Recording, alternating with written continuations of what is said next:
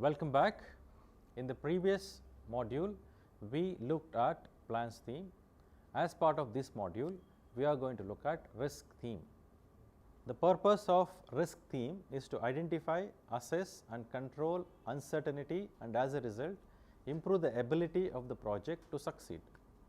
The management of risk should be systematic. It should be proactive identification, assessment and control of risk.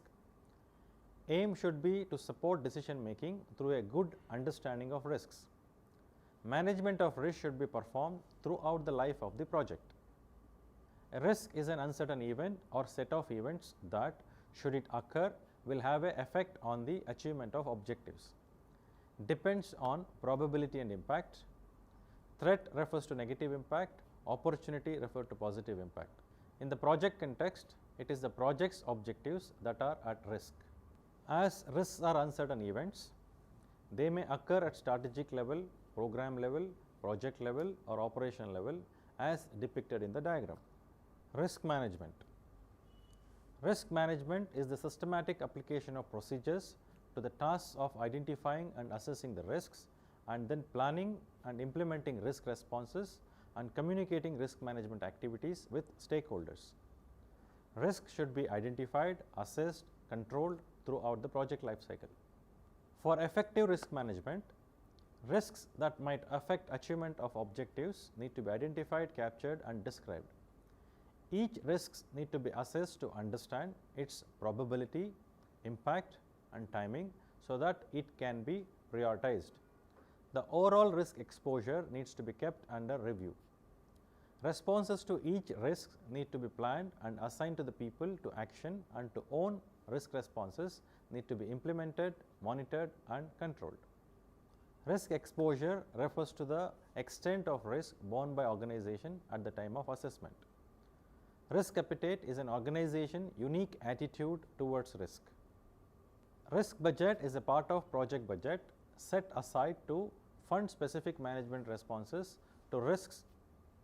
Full analysis of each risk impact cost, response cost and likelihood. Aggregate the cost and weigh them by each risk's probability.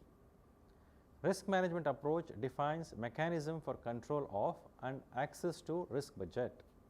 Actual amount allocated in appropriate plan, that is project plan and or stage plan.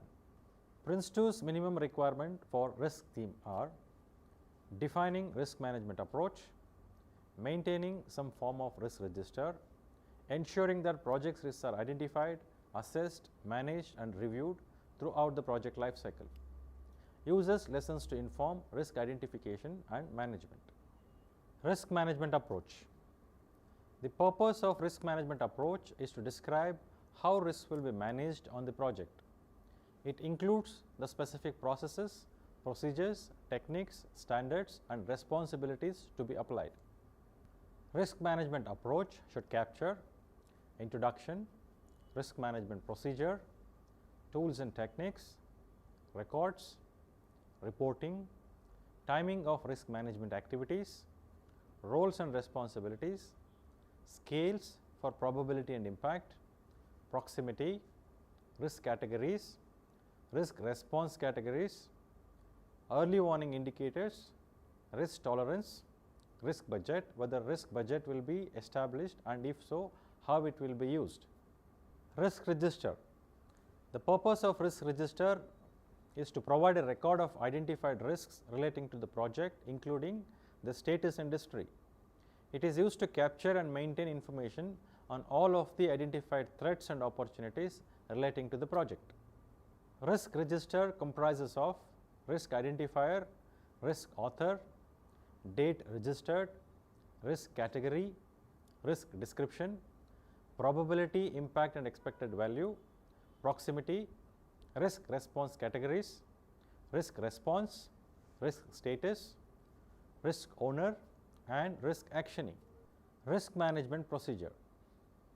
Risk management procedure includes identify, assess, plan, implement and communicate. PRINCE2 recommends but not mandate a risk management procedure based on Management of Risk Guidance for Practitioners from Office of Government Commerce 2010. Identify step includes identify context and identify risks. Identify context steps obtain information about the project in order to understand the specific objectives that are at risks and to formulate an appropriate risk management approach. The following will have an influence on the project risk management approach. That is, customer quality expectations, number of organizations involved and the relationship between them, the needs of the stakeholders involved with the project, the importance, complexity and scale of the project, the delivery approach being used, what assumptions have been made, the organization's own environment, example legislative or governance requirements, corporate policies, standards, processes and procedures, whether the project is part of program or corporate portfolio. This information will be derived from the project mandate, the project brief and the project product description. Identify risk. Risk can and should be identified at any time during the management and delivery of the project. Any member of the project, corporate or program management, the customer or the stakeholder may raise an issue or risks.